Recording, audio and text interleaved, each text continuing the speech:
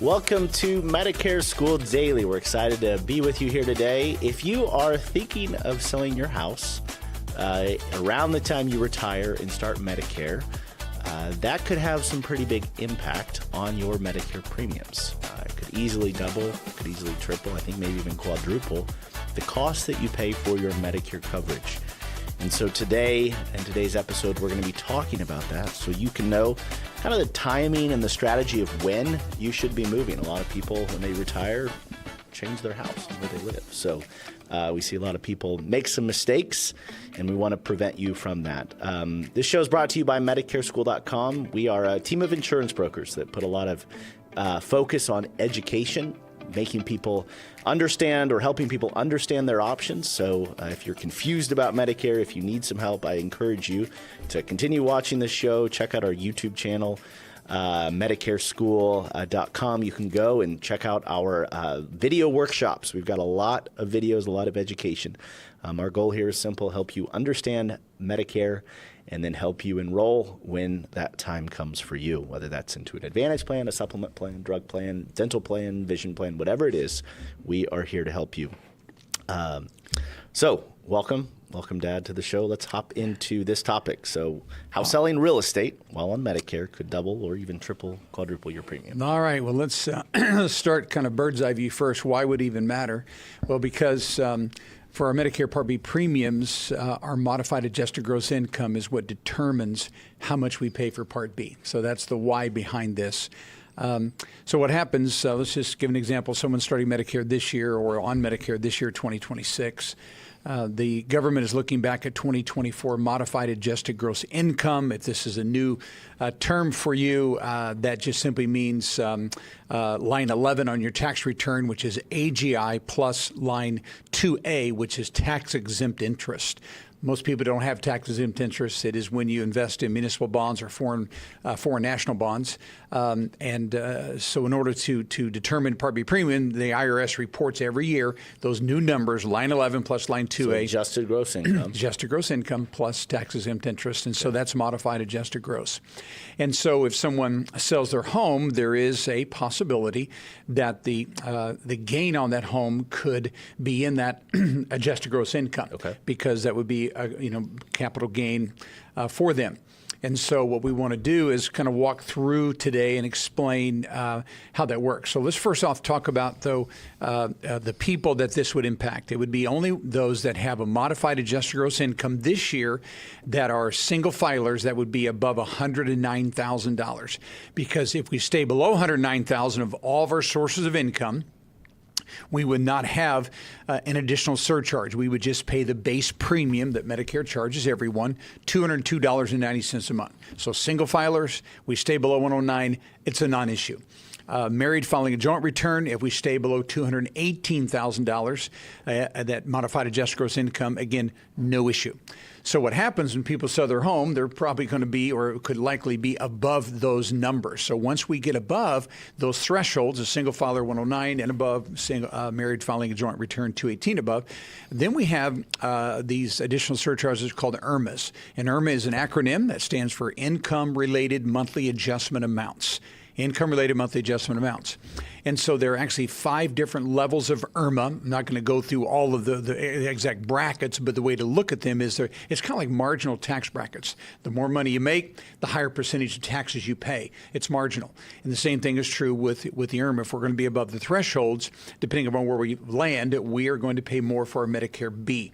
And so the highest IRMA right now is anyone as a single filer that makes above $500,000 would have an IRMA on the B of sorry about that. I'm looking at a chart. Would have 202.90. Josh, mine is 608. I'm looking at a bad chart here. Sorry, it's about $480. That's the additional amount? That's the additional amount, 480 plus. You can scroll to the next one, and we have a D-IRM of about $90. Okay. And so that would be the very highest IRMA someone would pay, and that's married filing a joint return of above $750, single above $500,000. Okay, so the base, let's talk about this. So Part A is free. There's no income-related, IRMA related to that. As long as they have 40 quarters, that's true. 99 point whatever percent of people do. It's true. So then there's Part B. that has this surcharge. The base Part B is $203, right? Yep, $202.90. $202.90. That's right. So that's per month. And then plus they could spend, if they were at $500K and a single filer, you're saying they could spend another about $487 okay, so extra we'll just call a month. $490 a month. There So you then go. their total, if they're single, it could be up as high as, what is that, $690? Yeah, it's $688? Yeah, $689.90. Yeah, $689.90. Okay, so that's the max. Mm-hmm. Okay, That's so let's the max. and then for married, is it? How does that work? Well, the married income just more, $750,000 would be Okay. the same amount of IRMA. Okay. And so then let's just talk about the bottom one. Okay. So if we're just one step above the IRMA threshold, we're going to have an IRMA this year of 203, so it'd be about $81 on the Part B. A surcharge. Exactly right. So we have a surcharge of $81 upwards to $480 And maybe added to our $202.90. Maybe on the show on the video stream we can show this so people can kind of lock in. But is there a form number they could go to see this? The best form it would be called an SS44. SS44. It's also the form that we use when we appeal IRMAs. Okay. So, guys, if you want to see the chart to map out where you are, SSA 44 is the correct form. Okay, so we've got this IRMA. Can we talk about, if you don't, and you're going to get to this, but like how does, because I know there's like exclusions for, home equity and all that sort of stuff. Right. Okay. Well, let's first off talk about, what we have is we have, an asset that whether it's stocks or bonds or real estate, it's a capital investment. Okay. And so when we sell a capital investment, if there's a difference, profit, between what we paid for it and what we, sold it for, then that is subject to capital gains taxes. Okay. There's two types of capital gains taxes. Short term, of course, we held a capital asset less than a year. A long term would be we held the asset more than 1 year, right? Sure. So less and so this is long term capital gains. So we'll, for the sake of our show, let's just assume someone's has been, they've owned their property for more than a year. And so what happens, the government says that if you do have a capital gain, that they will exclude a portion of that gain depending upon how you file your taxes and some other rules. And so it's called an exclusion. And so this whole system began in basically 1998, so it's been going on a long time. Prior to this, there was just it was $125,000 exclusion, and that's kind of a very simple system, but they changed it. So it's been going on now for 36 years. So what happens is we look at the capital gain, and so to get the exclusion, we have some steps that we go through, and these are all laid out. By the way, one of the best articles that I found, it's called 523. In fact, I wrote it down. IRS publication 523, full of great details. But it will lay out the steps. And so, step number one to know if you're going to get an exclusion or not is there are some people that automatically are disqualified from an exclusion. Okay. How do you get there? Okay. Well, there's only two. Number one is if you got your property, this home, through a 1035 exchange. Okay. Exactly right. So like kind of exchange. You can't. Most people haven't done that, but it is exclusion. Number two would be if you are responsible to pay an expatriate tax. Expatriate taxes means that you were U.S. resident, but you gave up your U.S. residency because you're going to live abroad for long term, or you were a U.S. citizen and you gave up that citizenship. And so anyone who is an expat, expatriate is not going to be able to use the exclusion. So that's the first step you look at. Then we go to step number two. So most people listening to this, exactly, probably not you. And exactly. The 1035 thing, if you're wondering if that applies to you, it probably doesn't. You would know. Exactly right. If you did. So let's just go through the steps together. So that's the automatic disqualifier. Step number two is what is referred to as the ownership requirement. And this simply means that you, in the last 5 years before the closing date, in that 5 years before closing date, they'll look back 5 years, and you had to actually own the property for at least 24 months. Okay. Owned or lived? No, owned. We're talking about owned first. We have lived too. Okay. But this is going to be the ownership. So the ownership. So you had to have owned it for at least 2 years? 2 years within the last 5 years of when you sold it. So they're going to look back for 5 years, and you had to own it for at least two years of that time. Okay. And Josh, it could have been someone that lived in it for a while and then bought it. Okay. So in that 5-year period. That makes sense. That's the way they do it. Okay. And of course, we're talking about someone's primary residency. This is not a second home by any means. It means that, you use this as a principal residency. And if you're ever called to question, your driver's license has to be the same address. It has to be your official U.S. postal address, voter registration. So there are some things they're going to look at to make sure it is your primary residence if you were ever audited. But so we have to own it. The last 5, we have to own it for 2 years. Then also, one important thing about that, let's say that 2 people are older and get married. Only one has to have ownership. Doesn't have to be both. Okay. So that's step number 1, ownership. Step number 2 is lived in it. And this would be, of course, as your primary residence. And of the last 5 years before selling, again, another 2 years. 2 years. Now, this time, if we're going to try to get the marriage exclusion, which is $500,000, both people would have to have lived in it. Exactly right. So ownership is just one spouse, but this would be 2. So we have 2 of the last 5 is that particular test for residency requirement. Okay. Now, so then step number 4 is what they call the look back. And that just simply means that you can only use this exclusion every 2 years. So if I use this exclusion a year ago, I can't use it again. Every 2 years, you're eligible to do so. All right. Is that every 2 tax years, 2 calendar years? Like how do? I guess exactly. We have every 2 tax years. Right. Right. So this is someone that may be not necessarily flipping homes, but somewhat. Yeah. So you can't do it every year. You got to do at least. Yeah. And you had to live in it for 2 years as well. So if I just used it this year, I can't do it again for a couple. So that's the point. And then I'm not going to get on the program, but then there are lots of exceptions. Okay. Divorce and death, people that are in the military. Okay. So not everyone is bound to these exact strict rules, and we won't get into that for now. But the point is there could be some exceptions. Okay. And if someone will read that section 523, then they'll understand that. Yeah, they'll understand that. So what happens then is if I'm married, I file a single return, and my capital gain is less than $250,000, then it's all excluded. Okay. If I'm married, filing a joint return, if it's $500,000 or less, again, all of that profit would be excluded.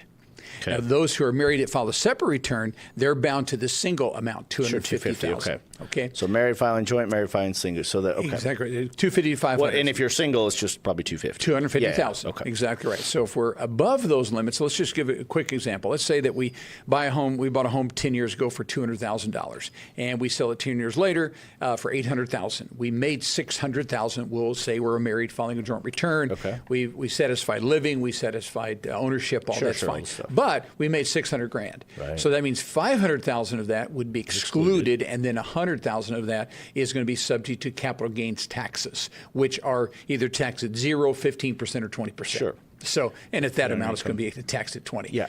So then so for the calculation of the IRMA, so if we kind of like pull this back, pull it all in. So you're gonna exclude the 500, but you're gonna take the 100 and add it to your wages. That's right. Well, it's on line 7. Okay. It's called capital gain or capital loss before line 11. Exactly right. So it's going to show up in that income line. So if you made $100,000, let's say you're married, you made $200,000, right? Because the limit's $218. Right. You sold a house. That's right. You made $100. Yep.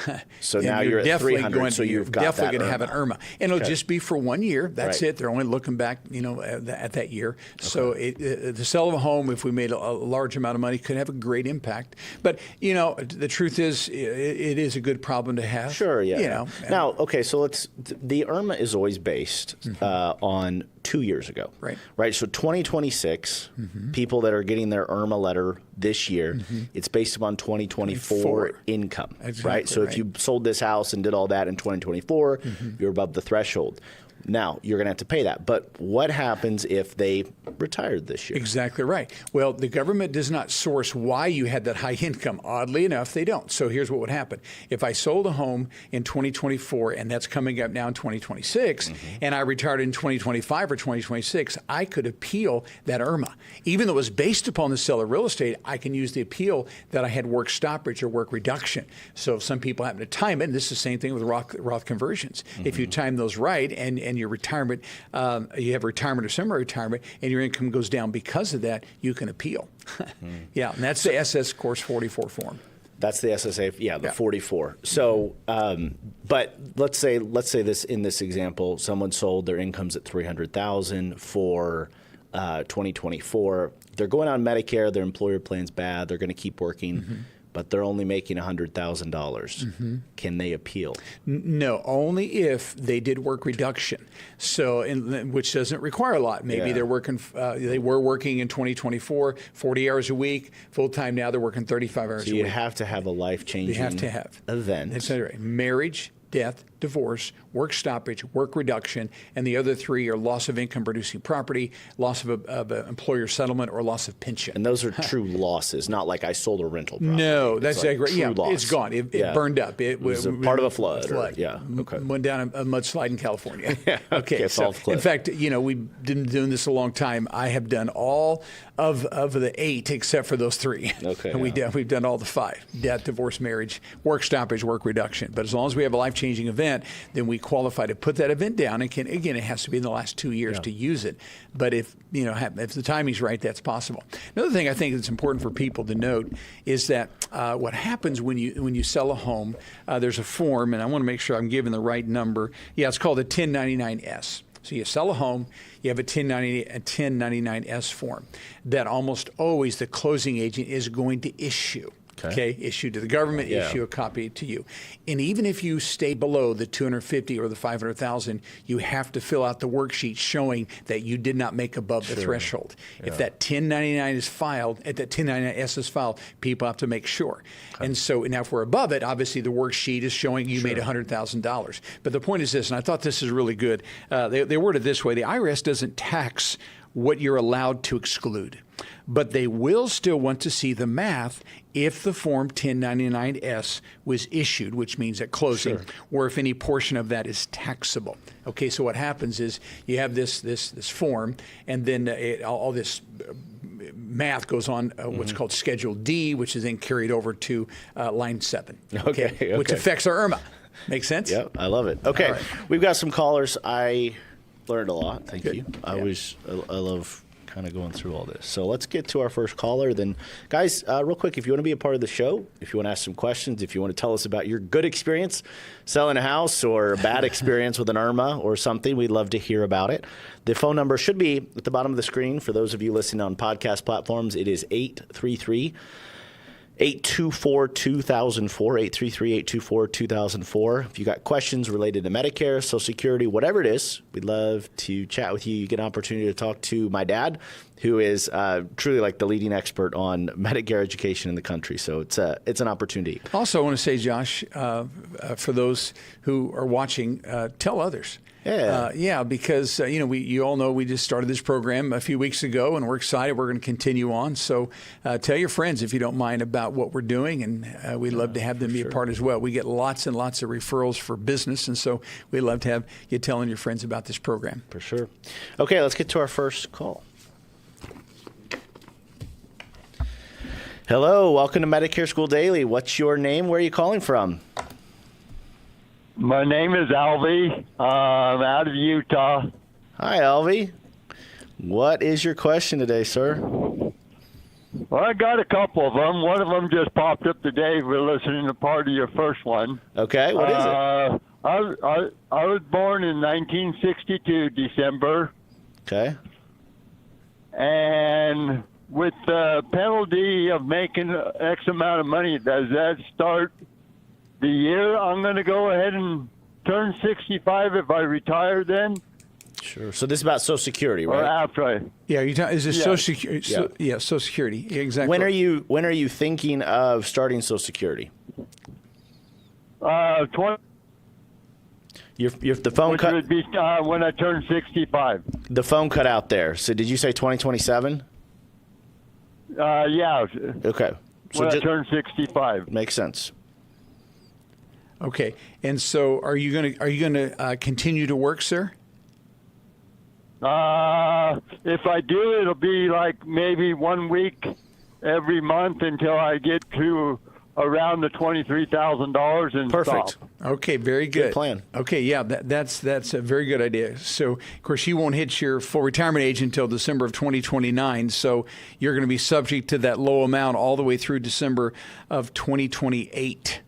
Okay, so if you take soon, because you can only make so much money from age 62 up until December of the year before you turn your full retirement age. So you turn your full retirement age in 2029. So your low amount will apply all the way up until December of 2028. So then in 2029, the year he turns his full retirement age, it's going to jump up tremendously. It'll go to 65,160. So then it goes to 65,160. So you can make a lot in 2029, and then once you hit your full retirement age in December, it's unlimited. You can make as much as you want.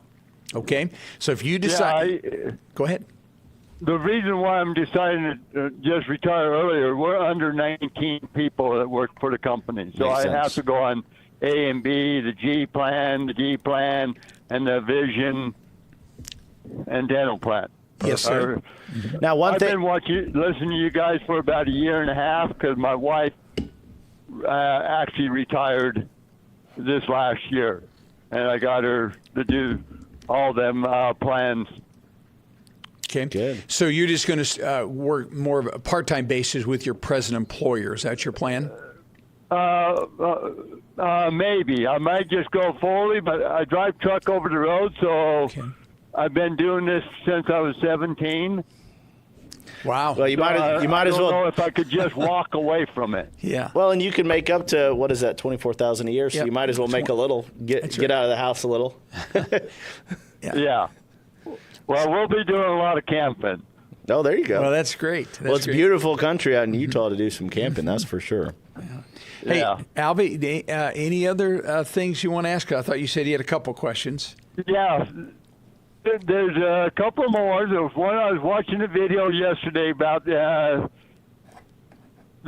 check might go up and up or down because of different things. And at the very end, you was talking about if you're retired and your spouse retired, that whatever makes the most, that your spouse can get half of what you get too, or okay, not two. Even if you're still in the same. It's either or. So let me clarify. So spousal benefit, number one, of course, you had to be married for a year or longer, and for your spouse to get 50% of your amount, you have to be taking.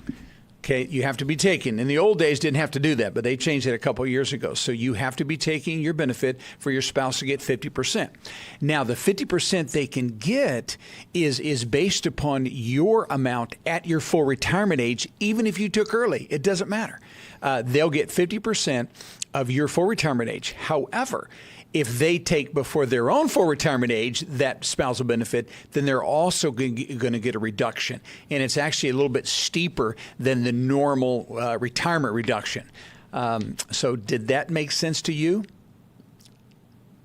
I'm pretty sure what you're saying is if she's on Social Security now. Yes, sir. So when I go to retire, she's going to be able to take not half, but because they'll reduct some of it because she's already been on Social Security. And you're exactly right. Now, what's going to happen, though, is if her 100% of her own amount is greater than 50% of what she could get off of you, she's just going to continue to get her own. You cannot get both. It's one or the other, whatever is the greatest. And once you file, though, if 50% of yours is more than hers, then she can make that switch. Now, listen, that switch is not automatic. You would have to contact Social Security and let them know we want to move from our own and we want to move from to spousal, and they'll do the calculations mathematically and see if it's greater. And if so, then they'll increase her check up to that 50% of your benefit amount.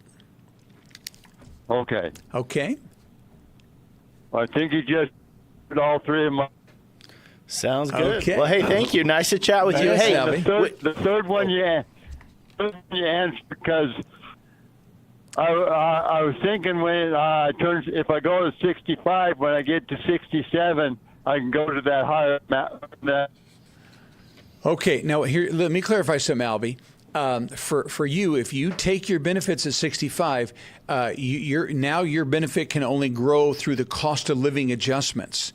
So if you're going to take at 65, you're going to take a reduction of 12%, and that 12% is permanent. But after that, your benefit can still be raised, but it's only through cost of living adjustments, which is basically whatever. No, I don't mean. I'm not meaning that amount. I knew about that amount. Okay, I mean good. the amount I can earn if I was working. Okay, very good. Okay, I'm sorry, I misunderstood you. All right. When you went to the I think you were saying 64 or 65. I thought it was 62. Okay. Thousand you can make after you turn 65. Yeah, 67. It's 65,000 this year, and it'll be more later. But it's $65,160, And that would be 2029 for him, right? So it's going to be 24,000 for 26, 27, 28, and then January 29, through November. Yeah, you can make 65,000, and then after that, once you have hit 67, unlimited. Yeah, your wife can boot you out of the house, and you can get on the road. You can drive 24/7 with mandatory required stops. No, you're going to go camping. We understand. Well, yeah, going 48 years. This last year, it's kind of got to where it's not fun anymore. How many miles have you driven? Do you know? A job. Yeah. A year? No, just total. Or 48 altogether? years. Yeah. Oh, I have no idea. I know for the last going 7 years, I've put between 160 and 170,000 miles. Oh, well. I mean, you had a few million. You're for millions. Sure. Yeah, millions. Exactly. Well, wow. yeah, he's getting to a million. I'm in over 6 a couple years. million. Yeah. Well over. Okay. Well, Well, that's hey, Albie, super, nice Albie. to chat with you. We're going to get to our next caller. Thanks so much for calling in, sir. If we can help Okay. you, if we can help you set up your plans when you turn 65, do you have our phone number for the office? Oh yeah, the wife. I had the Okay. wife get a hold of you Good. guys, All get right. her. So we're all set up there. Okay. All Sounds right. good. Sounds Take good. care. Good talking to you, sir. Okay. Thanks. Bye. Bye-bye. Okay, before we get to our next caller, I had a couple of questions. So he has to file in order for her to switch to a spousal That's benefit. exactly right, yeah. And if she's already taking, she can switch to a spousal? Well, as long as that amount's greater, of course. As long as it's greater. Yeah, they'll do that. So you can switch benefits. because there's like this deeming provision we've talked about. That's what we talk. Is Deeming that- says that when you apply, you have to take the greatest amount. You're deemed as though whatever benefits you're eligible for, you're deemed to apply for them. So you have to take the greatest amount. That's deeming provision. And so she's not eligible to take the spousal until he starts. So that kind of opens up an opportunity Remember, for in them the old to vote. days, we did all the time. Yeah, all the file and files, suspend, all right? that stuff. But now they have to. The spouse has to be taking. Okay, I love it. Okay, that was good. Let's get to our next caller. And I think the other thing we mentioned is that the penalty for spousal it's stiff. So 9.375 for 3 years. So it's almost 30%. Yeah. Exactly right. Yeah, and then 5% years 4 and 5. Yeah, I mean in the reduction in benefits. Yeah. It's hefty. Hello, welcome to the show. What's your name? Where are you calling from? Hello. Hello. Hi, what's your name? Where are you calling from? Hi, this is Barbara. I'm calling from Florida. All right, Florida. Barbara, nice to have you on the program today. What's your question? Thank you. Well, I have two questions. My first question is I'm trying to plan for the future, and I'm wondering what Medicare plan would best serve me from like 70 to end of life, regardless of the state I reside in. Currently in Florida, but when and if I retire at 70, which is a year and 10 days from now, I may move to either Georgia or North Carolina to be closer to my children when I stop working. So I was wondering. Did you say Georgia or North Carolina? Mm-hmm. Okay. Sounds I good. live in Florida now. And you're 69 right now, still working, thinking about retiring in a year. Do I have that kind of right? Yeah, retired at age 70. Okay. Okay. So Correct. Have you been delaying Social Security as well? Correct. Okay, sounds good. Perfect. What is your month and year of birth? Month and year? 1957. Well, you got a birthday coming up. Okay, very good. I just wanted to know. All right, keep on going. I know you're asking us about what plan would be best long term. What was your second question? Well, my second question is, how much may I anticipate being deducted from my Social Security for whichever plan that I go with? And I'm pretty sure that will vary, but that's sort of in the back of my mind as I try to plan for ongoing expenses. And then I have a little bit of a unique situation as my husband is Florida retirement, and he took retirement out so that once I have a change of life event upon my retirement, I can go on his long-term medical insurance, but I still need to have a Medicare plan in place as supplementary. Okay. So, and are you sure about, Barbara, you sure about that?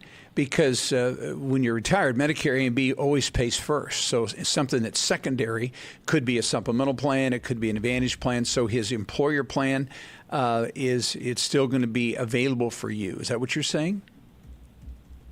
Yes, that's the way we took out his retirement so that I could be on his medical plan. Okay. And he has a medical advantage plan right now, but I do not want to go on that. Sure. Okay. So what I'm trying to figure out, are you saying to me that once you retire that you're going to have to get something else, or you could go on his plan, but you don't want to because it's an advantage? Is that correct? That's correct. Okay, very good. I understand fully. Okay, so first off, if I were you and I was going to go on Medicare, I mean, I just went on Medicare in January, so I did this. I like G plans or N plans. G plans are a little more expensive. Ns are still really, really good, but they're not quite as comprehensive, but very close. And so if you're not real familiar with the G, let me just kind of share with you what happens with the G plan.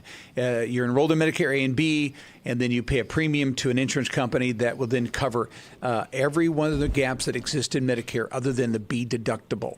The B deductible is the doctor, for all the doctor services, durable medical equipment, all your outpatient type services. That's what B is going to cover. So once a year, you would have to meet the B deductible. This year, it's $283.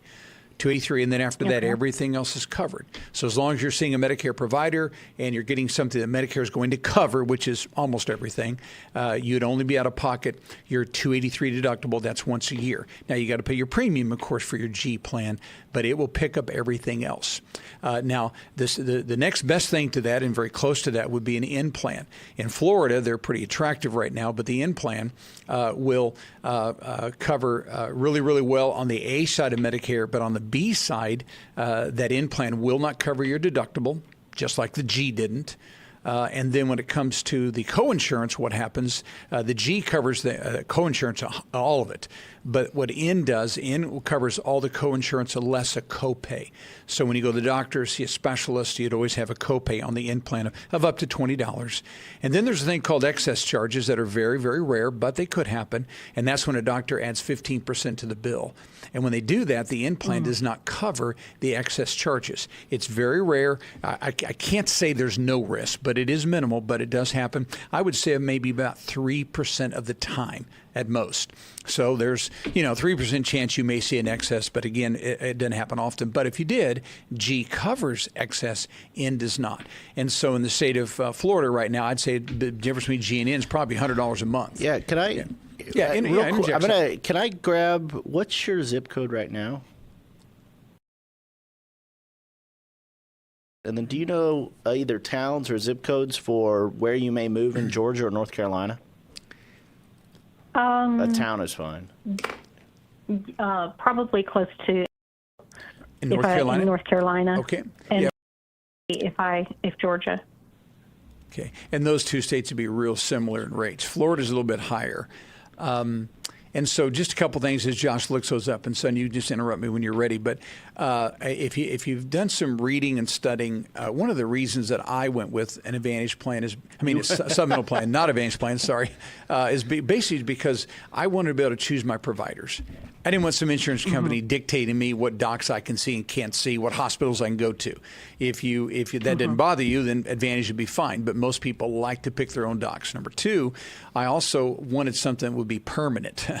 meaning I never have to worry about my policy being canceled, the coverage changing.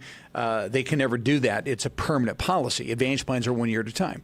And then thirdly, and I think most importantly, I do not want to have to get insurance permission to get any health care services that I need. But that's exactly what happens on Advantage plans. The insurance company has the pre-authorization rights, so they have to give you permission to get a knee replacement, hip replacement, MRI, CAT scan, skilled nursing stay. And I just didn't want to do that. So a lot of people jump all over Advantage plans because there's zero premium. Well, I'd rather pay a couple $100 a month and be able to pick my own docs, be able not to have to worry about getting permission from the insurance company, and I have a permanent plan. So many times people, look at the options and say, well, why wouldn't I just go with the cheap and free one? Well, because it comes with networks and pre-authorizations, and it's 1 year at a time. And so I didn't want that. And some people, can't afford a supplemental plan, and they shouldn't try to. But if they can afford it, I really think you get a really good value for your dollar whenever you go with the supplemental plan. And you asked me my opinion. Okay, so I've given it to you. Okay. I think Josh has some numbers here for you. Yeah. So okay. Before Josh gives those numbers, so does the G plan vary by provider? So is there like an A, B, C provider for the G plan? And then does that change within the state if it's a different? Okay, here's the way it works. When you say provider, I think you mean insurance company. And so the premiums will vary based upon insurance carrier that you go with. Now, the coverage is the same. And we say it this way, G is a G is a G is a G is a G, no matter who you go with. But the premium is going to be different. And the reason is because, why? The government makes the G plan cover the same things, but they don't set the premiums. Insurance companies get to do that based upon the margins they want to have, their medical loss ratios. There's a lot that goes into those premiums actuarially, okay? Now, that's just the way it works. Now, I give the illustration kind of silly, but it's true. We don't sell homeowners insurance, but here's what I do know. I could take your home and we could get a price from Geico and get a price from American Family and State Farm and all kinds of companies. Same home, same age of roof, and I guarantee you we're not going to get the same premium, are we? It's going to be different. Why? Because insurance companies set the premium. House the same, but premium's different. And that's the way it is with these plans. The G plan is truly the same, but premiums will vary because the companies get to set that.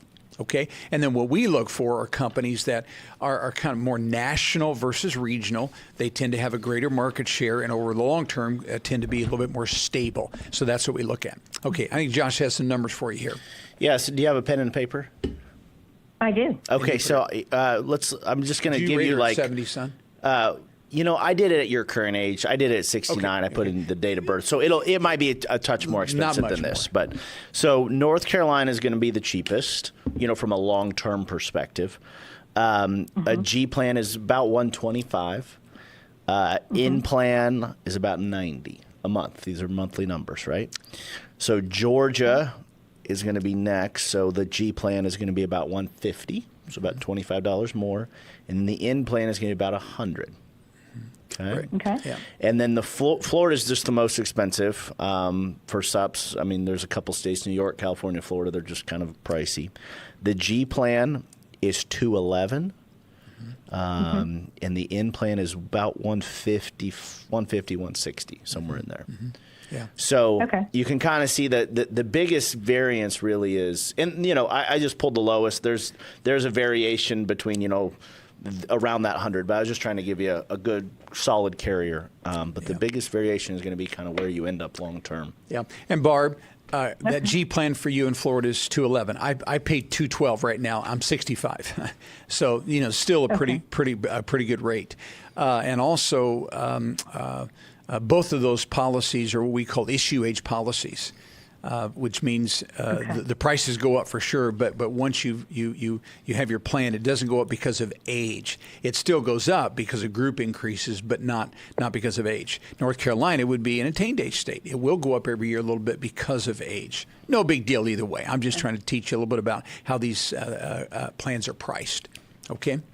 Okay, that's really good information. Yeah, and then when you so I have another question. Yeah, go right ahead.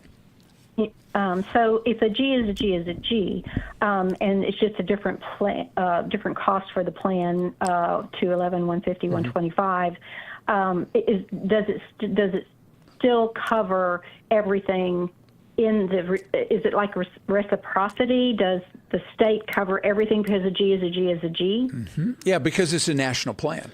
That's one of the beauties of supplemental plans. You have the same coverage whether you're, at home in Florida or you're visiting your kids in Georgia or North Carolina. It wouldn't matter. It doesn't matter. You pull out that red, white, and blue card, and you pull out your supplemental card. Right. Everyone knows. That's really good information. Everyone knows what that coverage is going to look like. When you do an Advantage plan, you have more of a regional type plan, sometimes just a local plan. Yeah. And that can be problematic. It doesn't mean you don't have insurance, but there can be issues.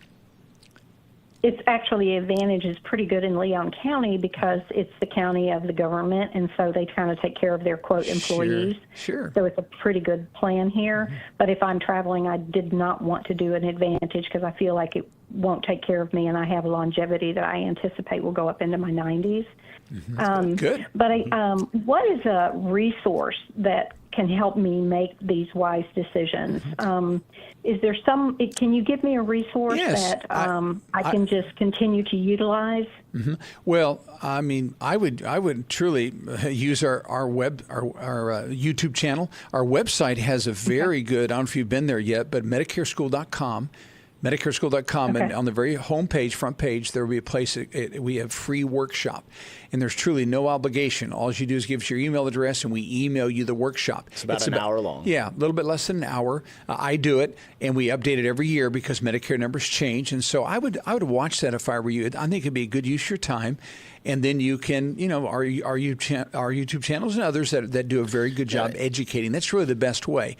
The government does not put out a whole lot of information. They do put out what's called the Medicare and You Guide. It's a Medicare and You book. And you I've seen it. Yeah, I've seen that. So it has a lot of good things in there about screenings and different things. But as far as day-to-day Medicare happenings, I think really YouTube, it would be a wonderful place to go. You're not going to get much from the carriers. They don't put out much whatsoever. Yeah. Now, if you wanted somebody to talk to, we have our company. We are insurance brokers. So, we guide people. We'll help you enroll in Medicare Part A and B. We'll help you enroll in Social Security. Compare the different plan options, for wherever you kind of end up. Help you with drug coverage, figure out what the right plan is there, and all everything as it relates to that. And then you are actually, at our company, you're assigned a dedicated client care manager who really is with you. If you move, need to make changes, if you have a billing issue, a claims issue, lose your insurance cards, we try to just be a very good resource for you long term, not just, buy this plan and, we'll see you later. So. And it's, we're free. We're paid by, insurance companies, just like you don't pay somebody to help you with your home and auto. It's the same thing. We're a free service. We don't work for free. But you don't pay us. You don't pay us. So we'd love to help you. Do you have our office phone number? Isn't it the one I just called? No, that's to get on the show. Yeah, our office phone. This we talk to somebody on our team that can actually help you kind of do all the heavy lifting. Kind of hold your hand through this process. That number is 833-833-3661. 833-833-3661. And we help people in all 50 states. Just, hop on a Zoom call or a phone call, whatever kind of is your preference, and work through your situation. Yeah. Just one thing. We got another call that's waiting, but I did just want to say one other thing. Do you have Part A right now? Yes, I did sign up for Part A when I turned 65. I thought I had to. Yeah, no, that's perfectly fine. We recommend people to do that. For Part B, are you going to touch on that, when to start that process? Yes. And then there's a couple of forms that you're going to have to get filled out in order to apply for Part B, and you're coming in during what's called a special enrollment period. Right. So if you want to touch on that. Yeah, real quickly. Hey, Barb, have you been with the same employer since April of 2022? Yes, 23 years. Okay, very good. That's good. So what's going to happen is there's a form called an L564. And again, if you use our company, we'll do all this for you. Okay, but it's called L564. There's a couple sections. We always fill out Section A, and then Section B will be filled out by your employer. So we fill it out, we email it to you, then you'll send it to them or hand deliver it, however you want to. But they're going to confirm that you've been working and been covered by a group plan since you turned 65. That's all we care about. You've been there 23 years, so that's plenty, but we have to go back to 65. So they'll confirm employment and insurance, and then the second form is called a 40B. And the 40B form is when you actually get to pick the date that you want to start your Medicare. So I'm assuming that you're going to go to 70, which would be April of 2027. Is that what you're thinking right now? Yes. Okay, very good. So what I would do if I were you is you actually can apply for Social Security 4 months before you want to start your benefits. So you actually could apply in December later this year. And again, we'd be happy to help you with this. I would tell you if you want us to help you, I'd wait till right after December 7th because that's when the open enrollment season closes out. And it's just kind of a zoo during that time. And you got plenty of time. So if you want us to help you, well, we would tie in the Social Security application with the Medicare Part B application as well. Now, we still have to do the paperwork I mentioned. The L564, the 40B are still part of that, but you can apply after 12/1 for Social Security. They'll ask you want to start Medicare. We'd say yes to that question, and that way you will start everything 4/1 of 2027, and then you'd actually get your first Social Security check then in May of 27, and it would be deposited, looks like by the second Wednesday of the month, because you're born the first 10 days, so you get it the second Wednesday in May. So it's 1 month in arrears. And that Part B premium would come right out of your check. And that was your other question you asked, what comes out of your check? Only the Part B premium and drug premiums if people choose. But that supplemental premiums that Josh just quoted to you, that's going to come out of a checking account, not Social Security. Social Security will not pay the draft for those. Just Part B. Okay. Now, you and your husband, is your income above $218,000 a year? It won't be. It won't be then. Okay, but it is right now? Yes. Okay, so what's going to happen, and we'll help you with this as well. You start in 27, they're going to look at 2025. And so if you're above 218,000, you're going to have that IRMAA surcharge. But because you're going to retire, then we can show you how to appeal that to get those IRMAAs dropped off. All right? And so, again, we'd take care of that for you for sure. Now, you got to submit the paperwork, but we can help you complete fill it it. out, show you how to do it. Yep. It's real important, Barbara. Okay, so if she had to remember one thing, when should she reach out to us to get this ball rolling? Well, if you want us to do it all, I would reach out to us around November for a December appointment. Mid-December would be perfect. Now, here's the thing. Yeah, the annual enrollment period ends December the 7th. Up until that point, everyone's extremely busy. Everyone's rushed. There's 70 million people on Medicare all trying to make a change at the same time. Right. Okay, so my recommendation would be probably mid-December. Wait until December 10th or after. Everything slows down. Everyone takes a breath. It's just less crazy, and there's no reason you're going to see all these advertisements and everyone's going to whip you into a frenzy thinking you got to do something. Yeah. You don't. Yeah, just that does not apply to you at all. At all. You have plenty of time. So wait till after. So wait till after Pearl Harbor Day. Yeah, there you go. That's a good way to look at it. Okay. Perfect. And then we can walk you through the whole process. Truly can. You've got some work, but we'll make sure it's done properly and on time. Okay? Well, I appreciate your time, and I know you have another caller, so I won't maintain my conversation. But thank you so much, both of you. Hey, good to talk to you, Barb. We enjoyed it very much. See ya. Thank you. Okay. Have a good day. There really is a lot to know. I mean, I feel like that's a pretty complicated. I mean, it's easy, I guess, for us, but if this is your first time, which for everyone, it's their first time, right? Generally, yeah, it's not rocket science, but there are a lot of moving parts, yeah, and that's what makes it complicated. Yeah.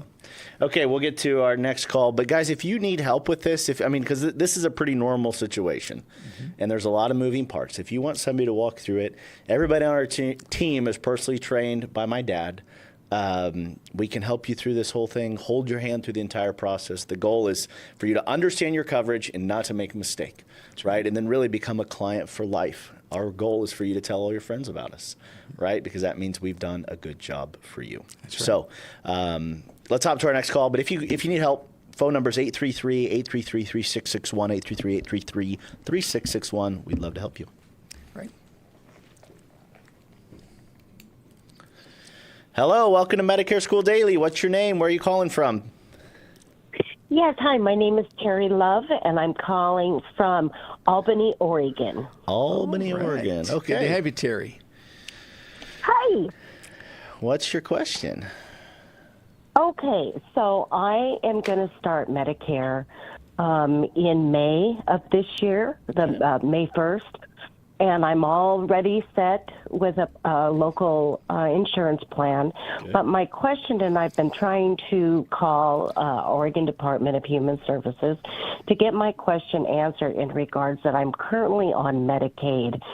And my concern is that once that $202, and don't forget the 86 cents, comes out, that's going to put me way below about $1,300 a month from what I would be getting from Medicare after they take that premium out. They say that they can't tell me at this point if that would be covered. Is there something that I should be doing that would help me find that out? Yes. Now, is that your only question, Terry? Is that it? That pretty much is my biggest concern at this point. Okay, Yeah. very good. Okay, yeah. What you want to do is you want to apply for what's called a Medicare Savings Program. Okay. And at the same time, they'll also apply you for extra help. Okay, and that Medicare Savings Program is, and you can do that. You can actually set an appointment up to do that right through the SSA system. So what I would do is I would call SSA. I think it's 800-772-1213 or something like that. Josh will look it up, but I'd call them, and you'll be routed to either a self-scheduling system or someone will actually pick up, and they'll set up an appointment for you to be able to apply. So you're applying again for Medicare Savings Program, and as well as extra help. The Medicare Savings Program is going to be based upon your income and your assets. And so as long as you are below those limits, then they could help you with your Medicare Part B. Okay, which is nice. That $202.90 they could give pay for it, and then the extra help has to do with your drug plan. And so what's going to happen if you did qualify for both of those, then you're going to be able to get what we refer to as a dual eligible plan. That's a Medicare Medicaid program that would be available to you in Oregon, and they're very attractive. Your B would be no cost, and then the only cost you really would have out of pocket would be some very low copayments on prescription medications. So that's my advice to you. See if you can get on Medicare Savings Program and extra help when it comes to Part D. And if so, it'll be wonderful for you. Okay? And then, if you ever need any help, when you said assets, can you give me a dollar amount that they look at? I mean, like I have a 401k I haven't touched, and it's not very big, but so I'm not touching it until I absolutely have to have it. Sure. So is there... Yeah, Josh is going to. Not very big. Yeah, Josh is going to look those up. I think they do count 401ks. Sure. They don't count a house and a car, stuff like that. What's the limit there, son? Looks like 2,000. Yeah, it's pretty low. Yeah. So how big is your 401k plan? It's like 34,000 plus. Okay, very good. Well, that's probably going to keep you from Medicaid eligibility. But when it comes to the extra help for Part D, I think they only look at income. I don't think they look at assets on extra help. I think it's income alone, and I think that income is about 19,000 for a single. Is that right, Josh? Yeah, and I'm not anywhere near that. Yeah, 18,000. Yeah. Gross. Yeah. So that would be extra help. Great. But that would still, help some, for sure. But I'm afraid that 401k is going to probably put you not eligible, for the Medicare Savings Program. Okay. So does that have to be am I currently using it, or it can just sit there as an asset, right? Yeah. So it'd have to be below that before you would qualify for Medicaid. Right. So then she can't get this dual special needs plan. That's exactly right. Yeah. Okay. Yeah, you would not. So be able she to will have to then continue to pay the Medicare Part B, $202.90. Exactly right. That's definitely going to come out of your check. The $202.90 will. No other way around that because of that 401k. Exactly right. Yeah. You're going to look at both of those. They don't count people's homes, Josh. Yeah. Their first car. There's a few things that don't count, but any asset like that would. Okay. All righty. Okay. Well, thank you, guys. Thanks, Terry. That's not what I wanted to hear. I'm sorry. You have a wonderful day. Take care. We appreciate you. Okay. Well, thank you. You too. Bye-bye. Bye. It's kind of a bummer. There's this no man's land that kind of exists. Yeah. With Medicaid, it's low income and low assets. Yeah. Both. Yeah. So if she were to spend that down over a period of time, 5 years from now or whatever, she could then qualify. But that's hard. Okay, guys, there's this thing that's called Trump RX. You've probably heard about it. You've probably seen it on the news. But if you're curious about how does that affect, how can you use it, what does it mean for drug cost as it relates to Medicare, if you're on Medicare, we're going to be talking about that on tomorrow's show. So make sure you tune in. Like my dad said, tell your friends about this. We just love talking to you guys, love doing some education in this format. Hopefully you guys like it as well. Phone number to call into the show is 833-824-2004. Call in tomorrow. We're on every day from 11 o'clock Central to noon. And we'd love to talk with you. If you need immediate help, meaning you need help with your Medicare Advantage plan, Medicare Supplement plan, quoting, comparing options, enrolling into Part B, enrolling into Part A, drug coverage, whatever it is, we've got a team of people outside the studio that just love to help, right? We focus on education and then helping people enroll so that you can really truly go from Medicare confusion to confidence, because we know Medicare is confusing at first. There's a lot of conflicting information out there. So our job is to try to shed some light so you guys can make the best decisions for yourself. So if you need help, the phone number is 833-833-3661. We will see you tomorrow talking about Trump RX. All right. Daniel, I had a